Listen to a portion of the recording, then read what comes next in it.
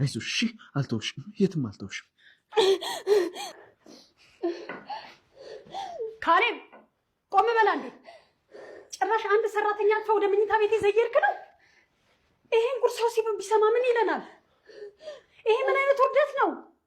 በላው ነው ውርደት የራሷ ክፍል አላት አይደል እንዴ ያላ ውርደት ማለት አሁን ሰዓቱ የጭካኔና የክፋት የሰራተኛና የጌታ ሰዓት ነው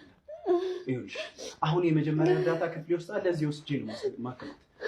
ስለዚህ እባክሽ ተይ ጭራሽ ለተራ ሰራተኛ ብለክ እኔ እናትህን ገፍትረኝ ሄድክ ትጮህብኛለህ በላው ነው ውርደት ይያለው አውርዳት